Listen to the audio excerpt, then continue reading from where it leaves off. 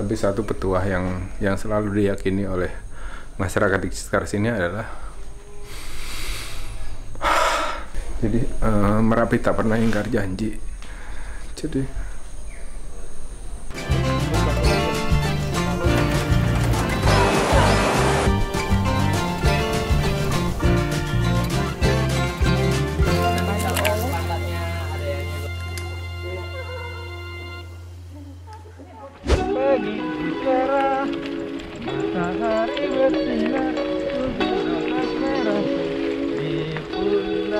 halo kawan-kawan, ketemu lagi di cerita jalan-jalan bareng Mas Bolang di channel Loudspeaker Video. Buat kamu yang baru gabung, channel ini membahas segala rupa tentang perjalanan ya. Buat kamu yang butuh informasi jalan-jalan di Indonesia maupun di luar negeri, pastikan sudah subscribe dan hidupkan lonceng notifikasinya, oke? Liburan ke Jogja itu kenapa selalu bikin nagih ya? Walaupun sudah pernah, tapi selalu aja pengen kesana dan kesana lagi. Selalu ada objek-objek menarik yang bisa dijelajahi. Salah satu yang menarik perhatian saya adalah olahraga minat khusus yang bisa memacu adrenalin kita, oke? Nah, di video kali ini aku mau ngasih rekomendasi kegiatan seru dan menegangkan yang bisa kamu coba ketika liburan ke Jogja. Yang pertama adalah sandboarding di Gumuk Pasir Parangkusumo. Dulu itu kalau mau main sandboarding itu harus ke negara-negara yang punya gurun pasir ya, seperti Arab ataupun ke Australia. Seperti waktu saya liburan ke Australia ini, hehehe, pamer dikit ya. Tapi ternyata ada loh di Jogja. Jadi nggak usah jauh-jauh nyebrang negara kalau hanya mau nyobain sandboarding seperti ini. Gumuk Pasir ini adanya di Pantai Parangkusumo ya, letaknya itu sebelahan dengan Pantai Parangtritis, yang jadi istananya Kanjeng Ratu itu. Main sandboarding di sini enaknya ketika pagi atau sore ya, soalnya kalau siang itu panasnya pol. Pasir yang ada di sini ternyata juga muntahan dari Gunung Merapi loh, yang terbawa aliran sungai hingga sampai ke tempat ini. Hal pertama yang harus kamu lakukan begitu sampai di Gumuk Pasir adalah menyewa papan seluncurnya. Harganya terjangkau kok, mulai dari 100.000 dapat bonus diajarin lagi sama mas-mas yang nyewain papannya. Dia akan mencarikan tempat sesuai dengan kemampuan kita. Biasanya kalau yang masih baru belajar atau pemula akan dicarikan tempat-tempat yang nggak terlalu ekstrim. Pelajaran pertama yang harus kamu pelajari adalah menyeimbangkan diri terlebih dahulu di atas papan seluncur ya. Pasang papan seluncur di kaki kamu. Dan sebelum dipakai, papan dioles terlebih dahulu dengan bahan semacam lilin agar nanti pas dipakai jadi licin. Bebas ya mas, jangan mau hadap. Maksudnya kaki ke depan gini boleh. Gini boleh. Enaknya aja yang rasa nyaman itu ya. Untuk masuk ke kawasan Parangtritis ini dikenakan biaya 10.000 per orang. Dan setelah semuanya beres, mari kita meluncur. Wah, beneran kawan-kawan, ini tuh sensasinya asik banget. Saya jatuh berkali-kali sebelum ketemu cara yang pas untuk meluncur. Setelah bisa, rasanya puas sekali kawan-kawan. Kamu cobain juga ya kalau liburan ke Jogja.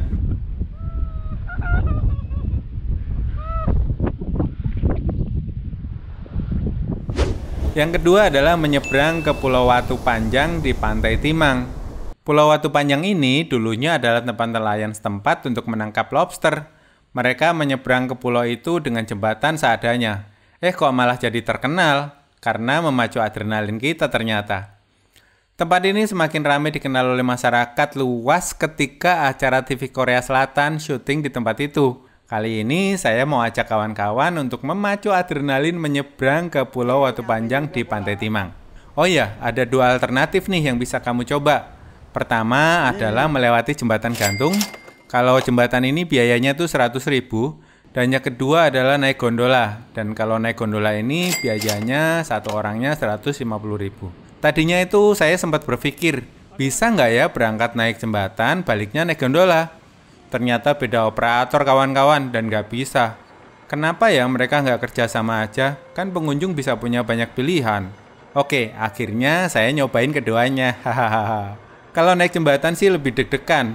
Karena ketika sampai di tengah jembatan terus ada angin kencang, jembatannya itu agak lumayan limbung kawan-kawan. Apalagi ketika ada ombak besar yang menerjang jembatan dari bawah. Wah, basah kuyup deh rasanya kalau itu. Dan itu luar biasa sekali sih pengalamannya. Dan enaknya kalau naik jembatan gantung ini kalian bebas berhenti sambil berfoto-foto. Dan ketika naik gondola rasanya tuh cepet banget kawan-kawan. Belum puas menikmati suasananya, sudah sampai aja di seberang. Rasanya kurang memacu adrenalin gitu. Gondola ini ditarik oleh tenaga manusia ya, jadi kasihan juga lihat bapak-bapak yang narik tali kala itu. Apalagi berat tubuhku yang mirip gajah yang lagi kasmaran begini. Hahaha. Jadi pilihan ada di kamu ya, mau naik jembatan ataupun gondola. Tapi kalau seru sih, keduanya seru banget sih. Sensasinya berbeda. Hehe. Yang ketiga adalah mendaki Bukit Karang di Pantai Siung. Pantai Siung ini adanya di Gunung Kidul ya. Kegiatan mendaki Bukit Karang ini ternyata memacu adrenalin juga kawan-kawan. Apalagi ketika melihat ke bawah sana, isinya tuh bebatuan terjal semua. Meleng dikit aja, wassalam sih. Hahaha. Selain pengalaman seru, kamu juga bisa menikmati suasana Pantai Siung yang indah. Apalagi kalau pas senja. Wah, itu beneran damai sekali kawan-kawan. Buat yang mau panjat tebing, di sini kalian bisa juga loh. Karena Pantai Siung ini ternyata sudah populer di kalangan pemanjat tebing. Harga tiket masuknya ke Pantai Siung ini sekitar Rp5.000 saja. Yang keempat adalah cave tubing di Goa Pindul. Goa Pindul ini sudah sangat terkenal sekali kawan-kawan. Buat yang ingin merasakan kebersamaan bareng keluarga tercinta, silakan datang dan nikmati petualangan di sini. Biaya cave tubing ini Rp50.000 per orang. Kita akan dapat fasilitas jaket pelampung dan juga ban untuk mengapung nantinya. Akan ada pemandu yang mendampingi kita selama cave tubing masuk ke sungai yang ada di Goa Pindul ini. Kita hanya perlu duduk santai sambil mendengarkan penjelasan dari pemandu saja. Stalaktit dan stalagmit terlihat begitu indah sekali di dalam gua. Apalagi ketika kita melewati cahaya. Wah, semuanya terlihat dengan indah kawan-kawan. Anak-anak bisa juga kok ikutan dengan pendampingan dari keluarga ataupun orang tuanya. Trip ini akan selesai di mulut goa dan kita bebas berenang di sana. Cocok banget nih buat menikmati kebersamaan bersama keluarga. Oh ya, kalau bisa hindari libur nasional ya, biar nggak terlalu ramai. Yang kelima adalah body rafting di Kali Oyo. Lokasinya ini nggak jauh kok dari Goa Pindul, hanya berjarak sekitar 1 km saja. Tempat ini biasanya memang sepaket sih. Setelah caving, kamu bisa mencoba sensasi body rafting di Kali Oyo ini. Kali itu artinya sungai ya dalam bahasa Jawa. Buat kalian yang suka petualangan, datanglah ketika musim hujan. Karena debit air akan deras dan itu asik sekali kawan-kawan. Kalau pas saya kemarin datang, lagi kemarau sih, jadi airnya juga sedang surut. Tapi bebatuan kars di pinggir sungai menjadi hiburan tersendiri. Kamu juga bisa loh mencoba adrenalin kamu dengan meloncat dari atas air terjun mini setinggi 4 meter dan 9 meter. Air terjun ini berasal dari Sungai Pindul yang tadi kita pakai buat cave tubing. Biaya body rafting ini Rp60.000 per orang dengan fasilitas jaket pelampung, ban, sepatu, transport menuju ke lokasi dan juga asuransi. Setelah body rafting ini ada wedang pindul yang gratis buat kalian peserta tur ini. Gimana? Tertarik untuk body rafting di Kali Oyo? Yang keenam adalah Goa Jomblang. Goa Jomblang merupakan goa vertikal yang terbentuk akibat amblesnya tanah beserta vegetasi yang ada di atasnya. Ini terjadi ribuan tahun lalu kawan-kawan. Jadi nggak heran jika nanti pas kamu datang menemukan hutan di dasar goa ini. Reruntuhan ini membentuk sinkhole atau sunguran yang dalam bahasa Jawa dikenal dengan istilah luweng. Dasar luweng Jomblang ini terhubung dengan lorong mendatar yang berakhir pada luweng Grubuk. Di luweng Grubuk ini adalah sumuran tunggal sedalam 90 meter. Merupakan sumuran terdalam di Pulau Jawa. Wah, ini keren banget sih. Di luweng Grubuk ini terdapat sungai bawah tanah di dasar luweng dan pemandangan di atas sungainya itu sangatlah menakjubkan. Saat ini selain jadi lokasi wisata, Goa Jomblang merupakan tempat konservasi tumbuhan purba yang dikelola oleh penduduk atau warga setempat. Untuk bisa menuruni goa vertikal ini, pihak pengelola setempat sudah menyediakan perlengkapan sesuai dengan standar keselamatan caving di goa vertikal. Biasanya kalau mau ikut caving Goa Jomblang ini, kamu bisa bayar paket. Untuk biaya cavingnya sendiri adalah Rp500.000 per orang, dan untuk biaya antar jemputnya dari Jogja itu Rp550.000 per mobil. Ini harga sebelum BBM naik ya, jadi mungkin sekarang udah ada update-nya lagi. Jadi kalau ikut paket, kamu akan share cost biaya mobilnya ini dengan penumpang lain. Dan kalau kamu mau bawa kendaraan sendiri juga bisa kok. Langsung aja buka Google Map dan arahkan menuju ke Goa Jomblang. Nanti kamu akan dipandu menuju ke sana. Oh ya, karena peserta caving ini dibatasi perharinya, kamu harus sudah memesan paketnya maksimal sehari sebelum kamu datang ke Goa Jomblang ya. Dengan pembatasan jumlah peserta ini diharapkan vegetasi alam yang ada di dasar goa tidak rusak. Setelah sampai di lokasi, kalian wajib daftar ulang terlebih dahulu sambil memilih ukuran sepatu. Setelah itu, menunggu giliran menuju ke mulut gua untuk persiapan turun ke dasar gua. Kamu akan dipasangkan harness atau tali pelindung dan juga helm sebelum turun. Nantinya akan dikaitkan ke sebuah tali dan diturunkan manual perlahan ke dasar gua. Seru dan menegangkan sih, tapi nikmati sajalah pemandangan alamnya. Oh ya, tali ini masih ditarik dan ulur manual dengan tenaga manusia loh. Sampai di dasar Gua Jomblang, kamu akan dikumpulkan terlebih dahulu sebanyak 20 orang untuk membuat satu grup. Kemudian berjalan menyusuri lorong gua horizontal sejauh 300 meter menuju ke dasar Luweng Grubuk. Suasananya lembab, gelap, dan juga licin, jadi harus hati-hati ya. Mendekati dasar Luweng Grubuk, kamu akan disambut oleh suara sungai bawah tanah dan semburat cahaya surga yang memancar seperti ini. Saya juga nggak tahu sih kenapa cahaya ini dinamakan cahaya surga. Buat saya yang paling penting cahaya ini indah sih kawan-kawan. Setelah beberapa saat menikmati suasana, kamu akan dibawa kembali ke titik kumpul di dasar Luweng Jomblang tadi. Terus antri untuk ditarik naik kembali ke atas.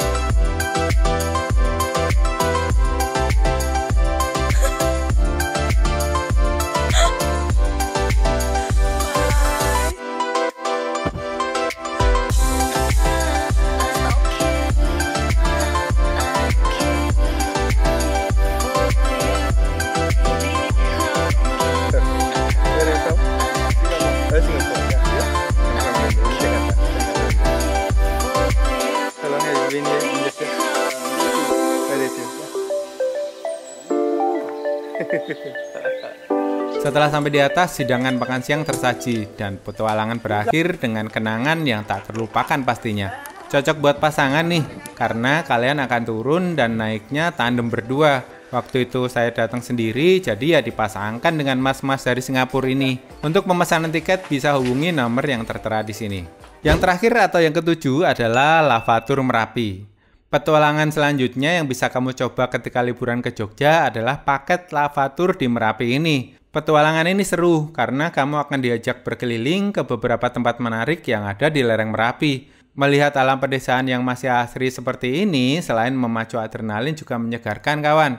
Pas banget buat kamu yang penat dengan rutinitas keseharian yang menyemukan. Udara segar lereng Merapi akan menyembuhkan segala penat dan gundah gulana yang kamu alami. Hehehe. Ada beberapa paket yang bisa kamu ambil di Lavatur ini. Ada yang short, medium, long, dan juga paket sunrise. Beberapa operator lokal juga siap menyambut kedatangan kamu. Untuk membeli paketnya, bisa menghubungi langsung ke operatornya atau membelinya di online travel agent kesayangan kalian. Lavatur ini adalah penjelajahan dengan mobil jeep yang terbuka dan akan melintasi beberapa area lintasan lava dari letusan Gunung Merapi. Selain menikmati suasana alam yang indah, kamu juga akan diajak untuk merenung sejenak untuk menghargai dan menjaga alam di sekitar kita. Nah, buat kamu yang penasaran gimana sih turnya? Ikuti petualangan saya kala itu yuk! Spot pertama yang kita kunjungin di Lavatur ini adalah Museum Mini Sisa Hartaku. Nah, di sini kita bisa lihat nanti bekas-bekas letusan atau benda-benda yang ditemuin dalam letusan Gunung Merapi dulu.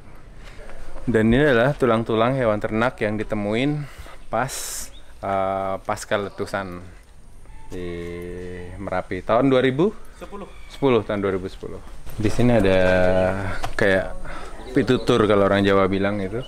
Aku orang ngalahan, tur yo ora pengen dikalahke. Artinya adalah saya tuh bukan orang yang selalu ngalah dan nggak pengen dikalahkan. Nanging mesti tekan janjine mau nyuwun pangapura nek ono sing ketabrak. Nah, gue bingung jelasin dalam bahasa Indonesia. Tapi gue ngerti, artinya ngerti. Keseret, kentir, keseret means ketarik ke bawah secara paksa gitu. Kentir itu hanyut, kebanjiran lan kelelep, kebanjiran lah luno. Dan kelep itu tenggelam. Mergo ngalang-alangi dalan sing bakal tak liwati. Mergo itu apa ya? Mergo itu tetapi. Hah? Mergo itu tetapi. Tetapi. Ini Jawa nih ya lali. Jadi tetapi ngalang-alangi tapi menghalang-halangi jalan yang mau dilewatin gitu maksudnya. Oke. Jadi datang ke museum ini gue bisa lihat betapa dahsyatnya letusan pada tahun 2010 itu. Dan satu yang membuat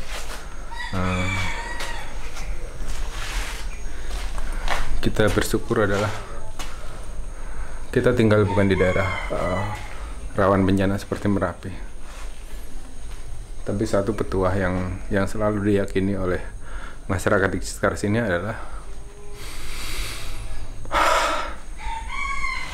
nggak kuat kan bacanya. Jadi Merapi tak pernah ingkar janji. Jadi di sini ada beberapa pitutur yang kalau kalian baca, di mana kita berpijak bila Tuhan sudah berkehendak, kun fayakun, yang terjadilah.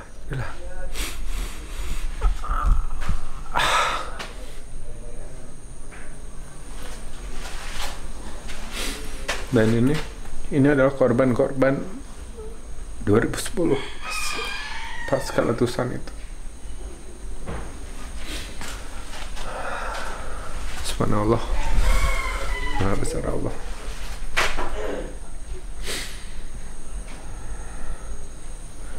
Saya berjalan mungkin. Oke, kita ke tempat lain dulu.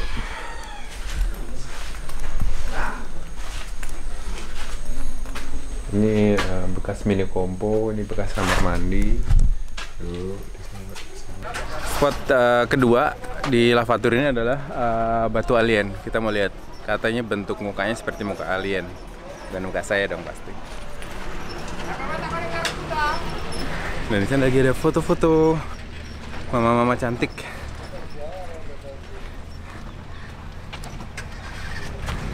Batunya ada di sana tuh. Di sananya Merapinya di sana. Merapi. Oke, ini objek kedua yaitu batu alien. Itu letaknya di Kampung Jambu. Di sebelah dengan museum tadi, di sini adalah lava, bukan awan panas ya. Jadi materialnya batunya yang paling besar itu. Nah, itu disebut batu alien. Kalau nama batu alien itu sebenarnya plesetan aja. Sebenarnya alihan, cuma diplesetin jadi alien. Karena uniknya dari batu itu mirip wajah manusia.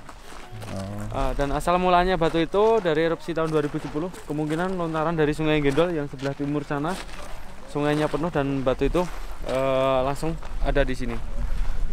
Kebayang men, batu sebesar itu terlempar, betapa dahsyatnya. Oke, saya jadi ingat waktu di Lampung itu ada batu lebih besar dari ini tuh. Dulu diceritain bahwa itu adalah bekas muntahannya Krakatau. Tapi emang ya, alam itu kalau sudah berkehendak. Oke, matur nuwun Mas. Siap. Thank you. Tambahan informasi sedikit. Di sini di bawah sini ada 5 rumah warga tertimbun. Di sini. Di bawah sini, jadi kita jalan di atas rumah. Di bawah sini ada kurang lebih 5 rumah tertimbun. Dalam berarti ya? Ya kurang lebih 10 meter, 10 sampai 15 meter. Ini material dari letusan 2010 itu sekitar 10 meter ya? 10 meter naiknya. Jadi ini batu aliennya, alihan. Jadi bentuknya sih mirip muka manusia, makanya dibilang batu alien. Jangan jalan dewe. Oke, kita mau lihat sebesar apa batunya. Jadi biar ada pembanding logo ini. Ini matanya, ini hidung, itu mata satunya. Terus, iya, kalau dilihat dari jauh sih memang mirip dengan bentuk wajah manusia.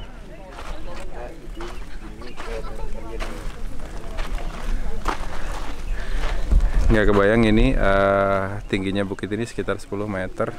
Itu ada rumah yang terkubur di bawah situ.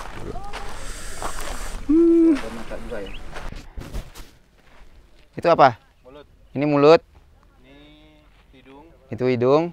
Itu mata yang satu. Itu mata kanan. Mata kiri, ini mata kanan. Ini modelnya. Itu model. Nah, dan di sana itu Gunung Merapinya. Jadi lavanya itu ngalir lewat Sungai Gendol ini. Dan semua material vulkanik dibawa di situ, akhirnya nimbun di situ.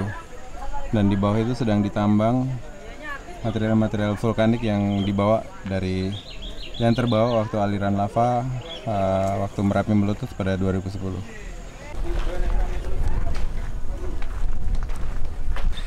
Jadi gue udah sampai spot terakhir dari lava tour ini, karena gue ngambil yang short route. Jadi kita ada 3 spot, tapi katanya ada 1 spot lagi rahasia masih, nanti kita lihat sama Mas Anto. Jadi ini gue sedang ada di bunker. Dulu sebenarnya tempat bersembunyi ya ini ya Mas ya? Dari awan panas. Masih sama Mas Anto dari MJTC. 86 MJTC.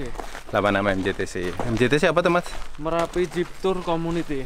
Merapi Jeep Tour Community. Ya. Bisa cerita dikit nggak Mas? Tentang Bangker Kali Adem. Bangker Kali Adem ini apa sih?